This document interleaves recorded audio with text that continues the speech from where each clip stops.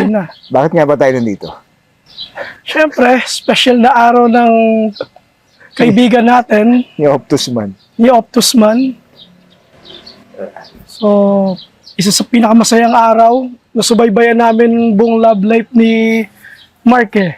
Kaya, Okay, love life lang nila ni May. ni May. Love life nila ni May. Oh, Kasi baka pala. mamaya kung sino-sino. Oo nga. Sino mabanggit natin. Mula nung nag-uumpisa yung dalawa, kasama na kami. Yun, hanggang sa finish line. Nandito pa rin kami. Hanggang sa siguro roon na ng mga mini Maymay at mini Mark. Nandito pa rin kami. Describe nyo, kamusta si Mark bilang kaibigan? Ano yung Actually, mga si Mark bilang kaibigan, ano eh. Hindi, joke. Hindi, si Mark ay, ano siya, masayang kasama. Kumbaga, yung pagkakomedyante niya, natural lang, no? No?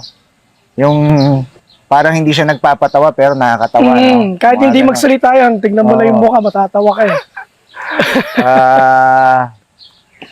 Si Mark din ay, kumbaga ano siya, kumbaga sa mga tropa ano siya, consistent, yan. Consistent siya. Saka nandyan lagi yan. Oo, Isang nandyan tawag lagi. lang, nandyan na lagi yan. Hindi nang iiwan yan. Proven na, proven. sa mga seryosong part ng buhay natin? Meron bang... No naman, syempre, pag may minsan may mga hinanaing sa buhay, magaling makinig yan. Makikinig at makikinig lang sa iyo. Pag kailangan mo lang maglabas ng sama ng loob, yan, nandyan lang yan, makikinig sa iyo. Pero pag siya, ayun na yung pakinggan. Lagi lang kasi kami masasaya. Actually, masaya lang talaga yung samahan namin ever since. Hindi kami, mga melodrama. Puro, lang kami. Kumbaga sa TV channel, hindi kami pang, hindi kami Pang telenovela. hindi kami pang telenovela, no? Pang kami? Pang, Gag show. Komedya. yan. Pang gag show. Pang gag show tayo. So, this time, unang pinakilala ni Mark si May sa Topa. Yan. Ano yung naging first Okay. impression? First time na ma-meet ko si Mai was, nagpunta kami ng Zambales yata. Tama, nagpunta yata kami ng Zambales. Yun yung first time na ma-meet ko si Mai. Way back. Tagal na yun. So, basta yun. Ako first time ma-meet si Mai. Yan.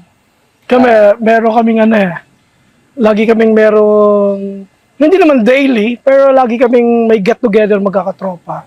So, parang halos kakilala pa lang nila ni Mai, wala pang taon, months pa lang silang, magkasama.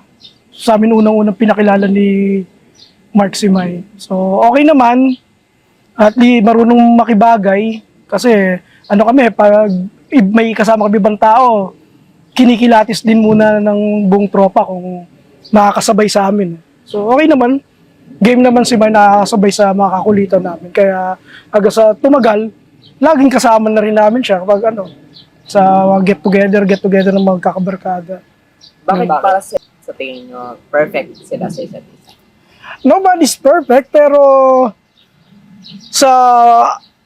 siguro sa attitude nilang dalawa, magkakasabay talaga sila, magkakaintindihan sila. Yun naman importante. Hindi naman lahat ng tao ay compatible, pero as long as nagkakaintindihan, yan ang nagpapatibay eh.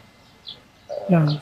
So, si Mai mapagpasensya, si Mark mapagpasensya rin naman actually. So, kaya yun, bagay sila. Siguro kaya nagja-drive yung personality nila kasi si Mark ay hindi mahirap pakisamahan. Si Mai naman is parang very understanding din naman, no? And isa pa, siguro pag may mga lakad kaming tropa, alam naman ni Mai kung sino yung mga kasama niya lagi. And she knows us personally din, no?